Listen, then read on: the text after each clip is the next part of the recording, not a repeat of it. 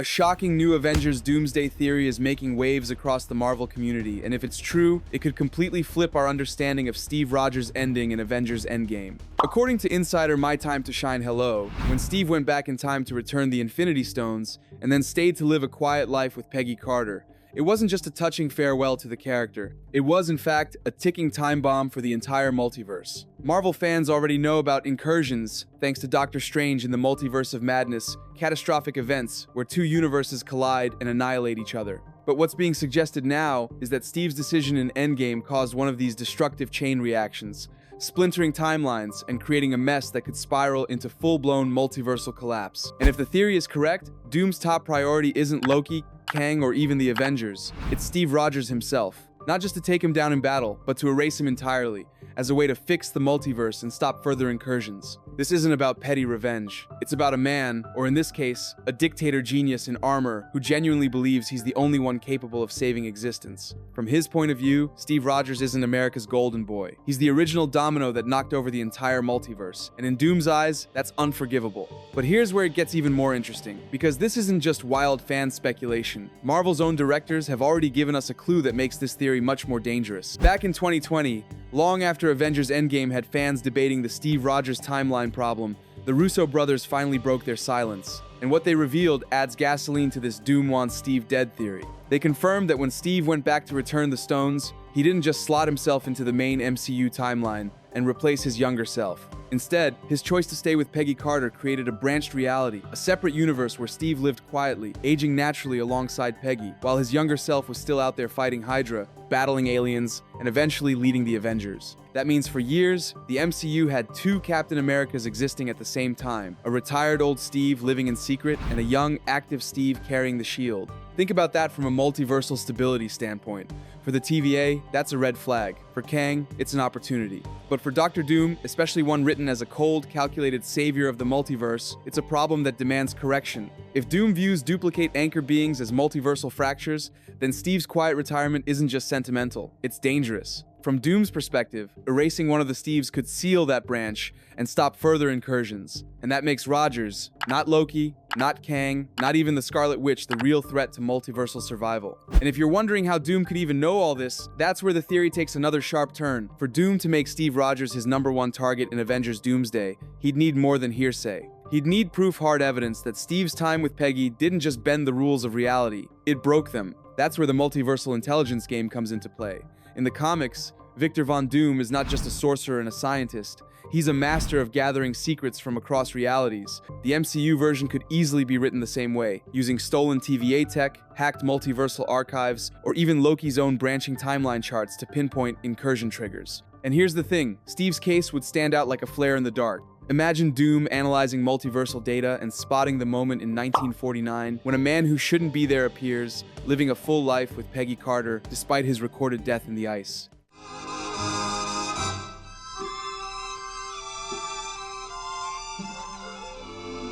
That event wouldn't just be an anomaly, it would be a foundational fracture in the timeline, spawning ripple effects that spread across centuries and realities. We also can't ignore the role of Kang's tech or He Who Remains archives. If Doom seizes control of any of that information or captures someone like Miss Minutes, who literally knows every branching point, he could get a complete, time-stamped record of Steve's multiversal interference. And to Doom, that would make Rogers guilty of a cosmic crime. But here's where it gets dangerous. Doom doesn't think like the Avengers. He doesn't weigh morality the same way. If he sees an error in the multiversal code, he deletes it. No second chances, no trial. Just erasure in the name of saving everything. And if this theory is right, Doom won't see Steve as a hero who made a noble sacrifice. He'll see him as a well-intentioned fool whose personal happiness cost the multiverse its stability. Now, the question becomes, how exactly would Doom plan to get to Steve? If Dr. Doom decides Steve Rogers is the root cause of a multiversal fracture, he's not going to waste time debating it, he's going to hunt him down.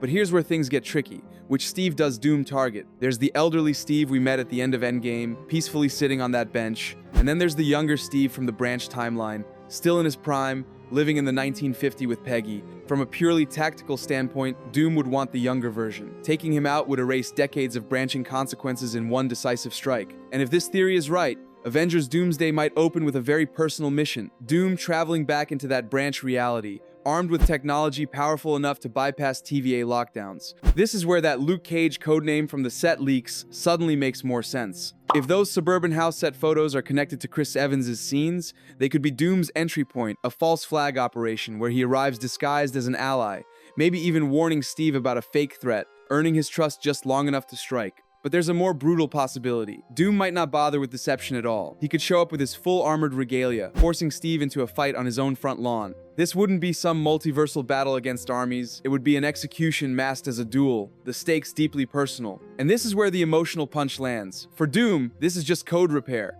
For Steve, it's an attack on the life he fought for, the only piece of happiness he allowed himself after a lifetime of sacrifice. But there's a wild card that could completely change Doom's plan, someone who might be watching that branch reality as closely as he is. If Doom truly sets his sights on Steve Rogers, it's not guaranteed that the mission will go as smoothly as he plans. Steve may be retired in this branch reality, but he's far from defenseless, and he's not alone. First, there's Peggy Carter. In this timeline, Peggy isn't just a housewife in the suburbs, she's the former head of S.H.I.E.L.D. She's resourceful, trained, and, if the MCU borrows even a little from What If, potentially a super soldier in her own right. If Peggy's the Captain Carter variant here, Doom wouldn't be facing one shield, he'd be facing two, wielded by two of the most coordinated fighters in the multiverse. Then there's Sylvie. We already know from previous leaks and rumors that Sylvie is set to recruit multiversal heroes in Avengers Doomsday to stand against Doom. If she's tracking incursion events through TVA tech, she might see Doom's move on Steve before it happens. Imagine Doom arriving at the Steve's house, only to find Sylvie already there,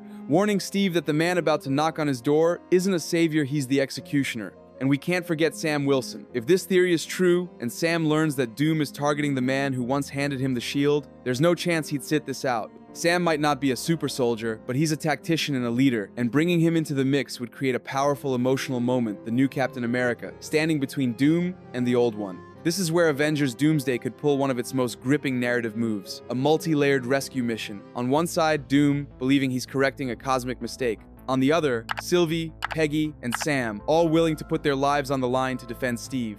But here's the problem. Even if they save him once, Doom is the kind of villain who will keep coming. And the longer Steve remains alive, the more Doom will insist that the multiverse is in danger. That leads us to the hardest question yet. What if Steve himself agrees with Doom? Here's where this theory stops being a simple hero versus villain story and turns into something far more unsettling. What if Steve doesn't resist Doom at all? Steve Rogers is a soldier first. He's not stubborn for the sake of pride. He's driven by what he believes is right. If Doom can present hard evidence that Steve's decision to stay with Peggy caused a catastrophic incursion wiping out worlds, killing innocent lives, or destabilizing the sacred timeline, then Steve's moral compass would point toward one chilling conclusion. Maybe he needs to remove himself from the equation. Imagine Doom arriving, not in full armor to attack, but with proof-detailed multiversal scans, TVA-style timelines splintering out from the moment Steve danced with Peggy. He doesn't yell, he doesn't threaten, he simply tells Steve, you broke the multiverse, and the only way to fix it is to end your story. For someone like Steve, that would land like a gut punch.